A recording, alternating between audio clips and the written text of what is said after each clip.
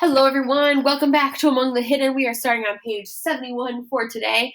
Now, where we left off is Luke has gone over to the sports family house. He has found another child or a third child there, and he's learning more and more that he's not alone, and neither is she. It's not like there's just two of them. There's a number of them that exist in the world, and that she's finding out about how Jen came to exist, which Jen's mom wanted to have a girl and actually paid to make sure she would have a girl or get pregnant to have a girl. This whole idea, it's something, if it's sparking any interest in you, this is something, I mean, it seems like, oh my gosh, this is so weird and so far fetched. But actually, in the 70s, the Chinese government, they were very worried about population. I mean, China is one of our largest countries, if not the largest country in the world, and population wise at least. And they didn't want it to get so out of control, so they had implemented a one-child policy. With that, unlike what Jen was talking about, they said, I mean, you could only have one child, but they didn't say you had to have a girl or you had to have a boy or it wasn't allowed to have, that way. And what happened is a lot of families, if they had a girl, they would get rid of that baby because they wanted to have a boy, because a boy was thought to be able to provide for the family as they got older, because that's kind of part of their culture that you care for your elders, and it's thought that girls wouldn't provide for their families. And I'm not saying this to be like, oh, you're being like, feminism and stuff. This is the 70s we're talking about, okay? And the world's come a long ways, and this policy is not really in place anymore in China. But it was quite a bit of controversy for quite a bit of time because, I mean, it was great, yeah, that they're trying to control their population, but is this the right way to do it? There's other places in the world, too, that things like this do happen. So it seems kind of like, whoa, this would never happen.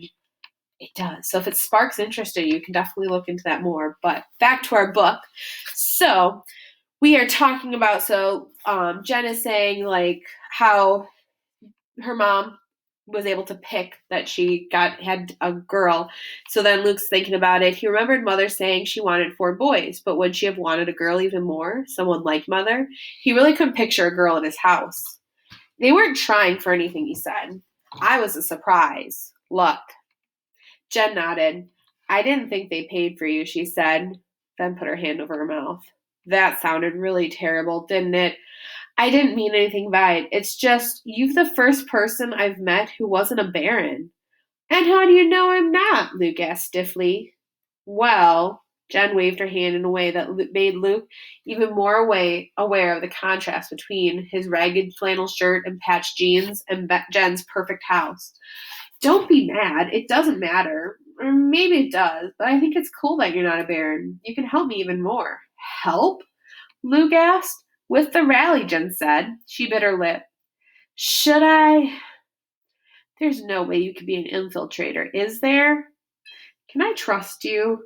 Of course you can, Luke said. He felt insulted again. Jen leaned her head back and stared at the ceiling as if an answer were written there. Then she looked back at Luke. I'm sorry I'm botching this. I'm not used to really talking, just on the net. Look, I trust you, but I'm not the only one involved, so let's wait, okay? Okay, Luke said, but he couldn't help sounding injured. Jen leaned over and gave his shoulders a quick shake. Oh, don't say it like that. Say, okay, Jen, I respect your judgment. Or, okay, Jen, whatever you think is best. She giggled. That's what Dad tells me I should say when I disagree with him. Can you believe it? Lawyers. Luke was glad the subject had changed. Your dad's a lawyer, he asked. Jen rolled her eyes. Yeah, all Mom's husbands have been. Strange taste, huh? Number 1 was an environmental lawyer, of all things. Number 2 was corporate. That's how they had enough money to get me. And number 3, Dad is with the government. High up, I might add. But if you're an illegal, Luke hadn't thought he could get any more confused. Jen laughed. Haven't you heard? Government leaders are the worst ones for breaking laws. How do you think we got this house? How do you think I got the internet access? How do you think we live? I don't know, Luke said, fully honest. I don't think I know much of anything. Jen patted his head as if he were a little kid or a dog. That's okay, she said. You'll learn. It wasn't long after that Luke said he had to leave because he was afraid Dad or Matthew or Mark might come in for lunch a little early. He dreaded the trip back. Jen walked him to the door, chattering the whole way. I'll fix the screen and deal with the security system so no one will ever know you were here, she said. And oh no, Luke followed her gaze. She was staring at the 3 pints of blood on the carpet. I'm sorry, Luke said. That must be from when I scraped my hand. I'll clean it up. There's still time. Secretly, he was glad at the delay. No, no, Jen said impatiently. I don't care about the carpet. It's just that Mom and Dad will know, and when they see I don't have any cuts. And then, before Luke even knew what she was doing, she thrust her hand toward the torn part of the screen. The jagged edge didn't cut immediately, so she held the screen with her right hand and raked it across her left. When Jen pulled her hand back, Luke saw a gash even deeper than his. Jen squeezed out a few drops of blood and let them fall to the carpet. There, she said. Stunned, Luke backed out the door. Come back soon, farmer boy, Jen said. Luke turned and ran, blindly, not even slowing down to creep alongside the barn. He went straight back to the door of his house, yanked it open, and let it bang shut behind him. Now, sitting at supper, he felt his heart pounding again, as he thought of how dangerous that had been. Why hadn't he looked first? Why hadn't he crawled? He poked his fork into his potatoes, now gone cold and congealed. He watched Mother gathering up dirty dishes while Dad, Matthew, and Mark leaned back in their chairs, talking of grain yields.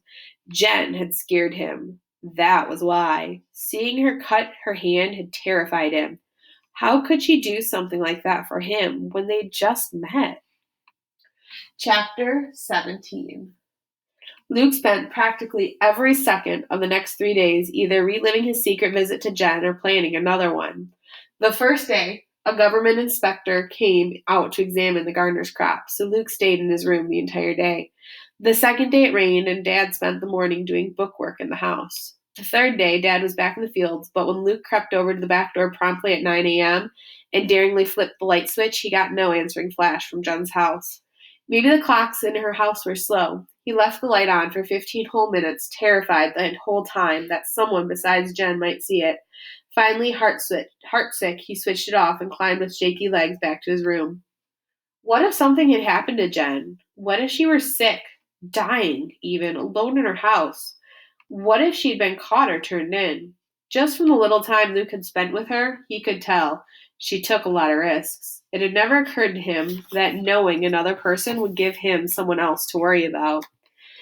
He steadied himself by leaning against the wall at the top of the stairs and reminded himself of less frightening possibilities. Maybe one of her parents was just out running errands, not working, so they were going to be home soon. Maybe.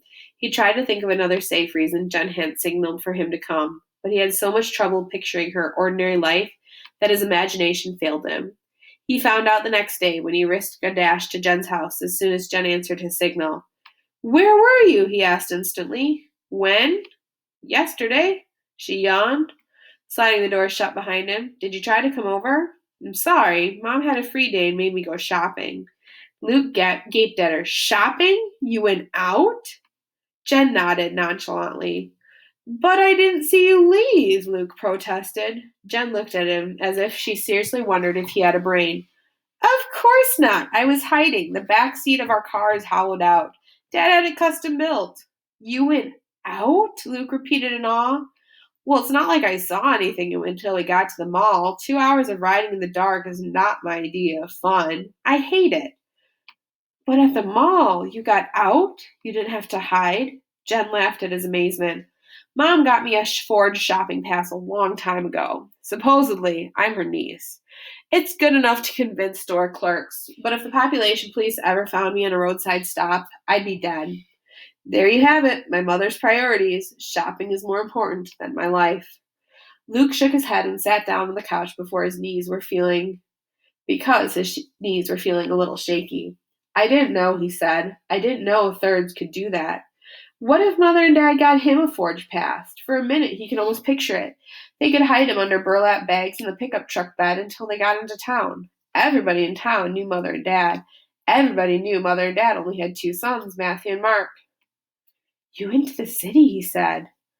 Well, yeah, Jen said. You don't see any malls around here, do you? What was it like? Luke almost whispered. Boring, Jen said. Really, really boring. Mom wanted to buy me a dress. Who knows why? So we went to one store after another and I had to try on all these dresses that scratched and pricked and poked at me. And then she made me get a bunch of bras. Oh, sorry, she said when Luke blushed a deep red. I guess you don't talk much about bras at your house. Matthew and Mark do sometimes when they're being dirty, Luke said. Well, bras aren't dirty, Jen said. They're just torture devices invented by men or mothers or something. Oh, Luke said, looking down. But anyway, Jen said with a bounce that propelled her off the couch, I checked you out on the computer, and you're all right. You don't exist. Not officially, anyway, so you're safe. And hearing Jen say it so flippantly, you don't exist, made Luke feel funny. How do you know I'm safe? He interrupted. Fingerprints, Jen said. When Luke gave her a blank look, she explained, my brother Braun went through this phase where he wanted to be a detective. Not that he ever would have been smart enough for it, and I remembered he still has a fingerprinting kit. So I dusted for your fingerprints on things you touched, just like on TV. I got a really good print off the wall. Then I scanned that into the computer, linked it to the National File of Fingerprints, and Viola, I discovered your fingerprints don't exist. So neither do you. Officially. She made a mocking face for emphasis. Luke wanted to ask, the population police can't find me because of what you did, can they? But he understood so little of what she'd explained that he didn't think it would help to ask anything. And Jen was already on to the next thought. And anyhow, you seem trustworthy. So now that I know you're safe, I can tell you about the rally and show you our secret chat rooms and everything. Jen was already leaving the room, so he had to follow just to hear the rest of her sentence. Want something to eat or drink? She asked, hesitating at the doorway to the grand kitchen. I was so surprised. I forgot to be a good hostess the last time. What'll it be? Soda? Potato chips? But those are illegal, Luke protested. He remembered, reading something about junk food in one of the books in the attic and asking his mother about it. She'd explained that it was something people used to eat all the time, until the government shut down the factories that made it. She wouldn't tell him why. But as a special treat, she brought out a bag of potato chips she'd been saving for years and shared them just with him. They were salty, but hard to chew. Luke had pretended to like them only because Mother seemed to want him to. Yeah, well, we're illegal too, so why shouldn't we enjoy ourselves? Jen asked, thrusting a bowl of chips at him. To be polite, Luke took one chip, and then another, and another. These potato chips were so good, he had to hold himself back from grabbing them by the handful. Jen stared at him. Do you go hungry sometimes? She asked in a low voice. No, Luke said in surprise. Some shadow children do because they don't have food ration cards and the rest of their family doesn't share, she said, opening a refrigerator that was bigger than every appliance in the gardener's kitchen put together. My family, because we can get all the food we want, because of course, but she looked at him in a way that once again made him conscious of his ragged clothes. How does family get food for you? The question puzzled Luke. The same way they get it for themselves, he said. We grow it. We have a garden. I used to work in it a lot before, And then we have the hogs, or used to, and I guess sometimes we'd trade a butchered hog for someone else's butchered steer so we'd have beef. Those were all shadowy transactions in Luke's mind. He had to strain his brain to remember overhearing Dad or Matthew reporting to Mother. Ready to cook some steak? Johnston up near Libertyville wants some ham. Jen dropped a plastic bottle full of brown liquid. You eat meat? She exclaimed. Sure, don't you? Luke asked. When Dad can get it, Jen said, bending to pick up the bottle. She poured a glassful for Luke and one for herself. Both drinks fizzed and bubbled. Even his clout isn't that great. The government's been trying to force everyone, even the barons, to become vegetarians. Why? Luke asked. Jen handed him his glass. Something about vegetables being more efficient, she said. Farmers have to use a lot more land to produce 1 pound of meat than produce a pound of, what's it called? Soybeans? Luke wrinkled his nose at the thought of eating soybeans. I don't know, he said slowly. We always fed our hogs the grain we couldn't sell because we didn't meet the government standards. But since the government made us get rid of our hogs, Dad just lets that grain rot in the field. Really? Jen grinned as if she'd just announced the overthrow of the government. She thumped him on the back just as he took his first sip of soda. Between the bubbly drink and her enthusiastic pounding, Luke started coughing, but Jen didn't seem to notice. See, I told you you'd be a big help. I'm going to post that on a bulletin board right now. Wait! Luke sputtered between coughs. He didn't know what she was talking about, but he couldn't let her family get in trouble. He chased her down the hall, catching up just as she was sliding into the chair in front of the computer. She switched it on. It made the beep, beep, beep, beep sounds Luke had heard the last time. Luke stood to the side, carefully out of sight of the screen. It's not going to bite you, Jen said. Grab a chair. Sit down. Luke inched back. But the government, he said. The government's incompetent and stupid, Jen said. Get it? Believe me, if they were watching through my computer screen, I'd know by now. Meekly, Luke pulled over a padded chair and sat down. He watched Jen type in, if the government let farmers feed their animals the grain they can't sell, there'd be more meat. Luke was relieved that she hadn't mentioned his family. But unless the government was spying on him, he couldn't understand what difference it made for her to write that. Where'd that go? He asked as the words disappeared. Who's going to see it? I put it on a Department of Agriculture bulletin board. Anyone with a computer can find it now. Maybe a government worker with half a brain will see it and actually think for the first time this decade. But Luke squinted in confusion. Why does it matter? Jen fixed her gaze on Luke. You don't even know, do you? She asked. You don't know why they passed the population law. No, Luke admitted. It's all about food, Jen said. The government was scared we'd all run out of food if the population kept growing. That's why they made you and me illegal, to keep people from starving. Luke suddenly felt doubly guilty for the potato chips he was still cramming into his mouth. He swallowed hard and lowered his hands to his lap, instead of back into the chip bowl. So if I didn't eat, my food would go to someone who was legal, Luke said. But in his family, that would just be Matthew or Mark, and they were hardly starving. Matthew was even starting to sport the same roll of fat around his waist that Dad had. Then Luke remembered the tramp from long ago saying, I ain't eat in 3 days. Was that Luke's fault? Jen laughed. Stop looking so worried, she said. That is what the government thinks, but they're wrong. My dad said there's plenty of food. It's just not distributed right. That's why we've got to stop the population law. That's why they've got to recognize you and me and all the other shadow kids. That's why we're going to have the rally. As ignorant as he was, Luke could tell from the way she said it that the rally was important. Can you tell me about the rally now? He asked humbly. Yes, Jen said.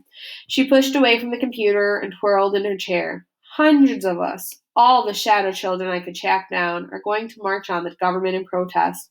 We'll go right to the president's house. We won't leave him alone until they give us the same rights as everyone else.